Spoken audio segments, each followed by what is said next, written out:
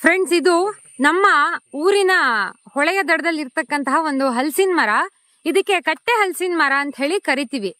ಇದಕ್ಕೆ ಯಾಕೆ ಕಟ್ಟೆ ಹಲಸಿನ ಮರ ಅಂತ ಕರೀತಾರೆ ಅಂತಂದ್ರೆ, ಇದು ನಮ್ಮ ಊರಿನ ಗಡಿಮಾರಿ ಹರಕೆ ಆಗ್ಬೇಕಾದ್ರೆ ಒಂದು ಗಡಿಯನ್ನು ದಾಟಿಸಿದಂತಹ ಮಾರಿಯನ್ನು ಕರ್ಕೊಂಡು ಬಂದು ಇಲ್ಲಿ ಕೂರಿಸಿ ಪೂಜೆ ಮಾಡಿ ಇಲ್ಲಿಂದ ಮತ್ತೆ ಗಡಿ ದಾಟಿಸ್ತಾ ಇದ್ರು.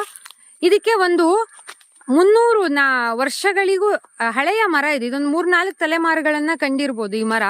ಇದರಲ್ಲಿ ಇದು ತುಂಬಾ ಚಂದ ಹಲಸಿನ ಹಣ್ಣು ಬೀಳುತ್ತೆ. ನಾನೀಗ ಬೆಂಗಳೂರಿಗಿಂದ ಮನೆಗೆ ಬಂದಿದ್ನಲ್ಲ, ನನಗೋಸ್ಕರ ಹಲಸಿನ ಹಣ್ಣಿಗೋಸ್ಕರ ಈ ಮರ ಹುಡ್ಕೊಂಡು ಬಂದ್ವಿ. ಏನಪ್ಪಾ ಇದು ಹಲಸಿನ ಮರ ಅಂತ ಹೇಳಿ ಬೇರೆ ಯಾವುದೋ ಎಲೆಗಳು ಕಾಣಿಸ್ತಾ ಇದೆ ಅಂತ ನೀವು ಅನ್ಕೋತಿರ್ಬಹುದು. ಈ ಎಲೆಗಳಿಗೆ ಅಂದ್ರೆ ಈ ಸಸ್ಯಕ್ಕೆ ಮುಳ್ಳೆಲೆ ಸೊಪ್ಪು ಅಂತ ಕರೀತಾರೆ.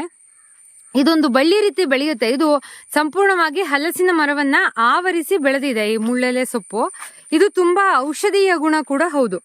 ಈ ಮುಳ್ಳೆಲೆ ಸೊಪ್ಪಿನ ಎಲೆಗಳನ್ನ ಚಿಕ್ಕ ಮಕ್ಕಳಿಗೆ ಅಜೀರ್ಣ ಆದಾಗ ಇದನ್ನ ಕೆಂಡದಲ್ಲಿ ಸುಟ್ರೆ ಅದು ಈಗ ನಾವು ಪೂರಿ ಊದೋ ತರ ಫುಲ್ ಊದುತ್ತೆ. ಅದರಲ್ಲಿ 2 ಲೇಯರ್ ಆಗುತ್ತೆ.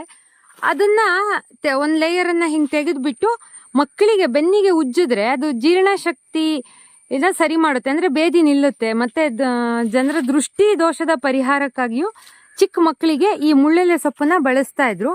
ಪ್ರತಿಯೊಂದು ಸಸ್ಯ ಪ್ರಭೇದಕ್ಕೂ ಬೇರೆ ಬೇರೆ ಭಾಗಗಳಲ್ಲಿ ಬೇರೆ ಬೇರೆಯದ ಹೆಸರು ಇರುತ್ತೆ. ಇದು ಸದ್ಯಕ್ಕೆ ನಮ್ಮ ಭಾಗದಲ್ಲಿ ಇದನ್ನ ಮುಳ್ಳೆಲೆ ಸೊಪ್ಪು ಅಂತ ಹೇಳ್ತೀವಿ.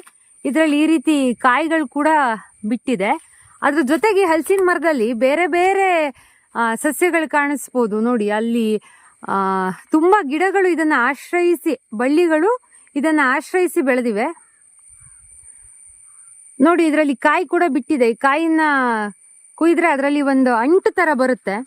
ಹಂಗೆ ಹಲಸಿನ ಮರದಲ್ಲಿ ಬೇರೆ ಬೇರೆ ಜಾತಿಯ ಗಿಡಗಳನ್ನ, ಬಳ್ಳಿಗಳನ್ನ ನೋಡ್ಬೋದು. ಇಲ್ಲಿ ಹಲಸಿನ ಎಲೆಗಳಿಗಿಂತ ಬೇರೆ ಎಲೆಗಳೇ ಕಾಣಿಸುತ್ತೆ. ಏನು ಅಂತಂದ್ರೆ, ಬಳ್ಳಿಗಳು ಹಲಸಿನ ಮರ ಅಥವಾ ಒಂದು ಮರದ ಆಶ್ರಯವನ್ನ ತಬ್ಬಿ ಬೆಳಿತಕ್ಕಂತಹ ಒಂದು ಜಾತಿಯ ಬಳ್ಳಿಗಳಿರುತ್ತೆ.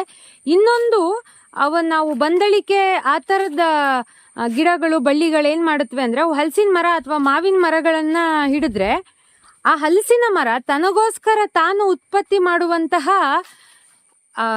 ಆಹಾರವನ್ನ ಅವುಗಳು ತಿಂದು ಬೆಳೆಯುತ್ತೆ. ಅದರಿಂದ ಮರ ಕೆಲವೇ ವರ್ಷಗಳಲ್ಲಿ ಸತ್ತು ಹೋಗುತ್ತೆ.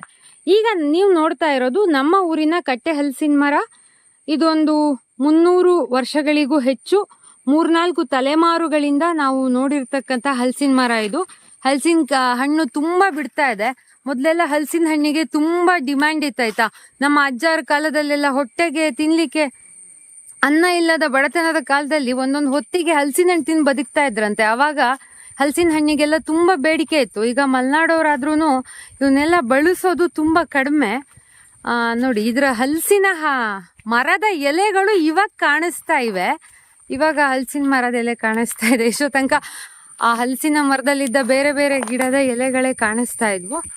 ನಾವು ಮನೆಗೆ ತಗೊಂಡೋಗ್ಲಿಕ್ಕಂತ ನನ್ನ ತಮ್ಮ ಒಂದು 3-4 ಹಲಸಿನ ಹಣ್ಣನ್ನ ಕಡ್ದು ಕೆಳಗಡೆ ಹಾಕಿದ್ದಾನೆ. ಮಲೆನಾಡಲ್ಲಿ ಮಳೆ ಬಿಟ್ಟಿರೋ ಈ ಸಂದರ್ಭದಲ್ಲಿ ನನಗೆ ವಿಡಿಯೋ ಮಾಡಲಿಕ್ಕೆ ಸಾಧ್ಯ ಆಯಿತು. ಇದು ನಮ್ಮ ಮಲೆನಾಡಿನ, ನಮ್ಮೂರಿನ ಊರ ಹೊಳೆ ದಡದ ಹಲಸಿನ ಮರ.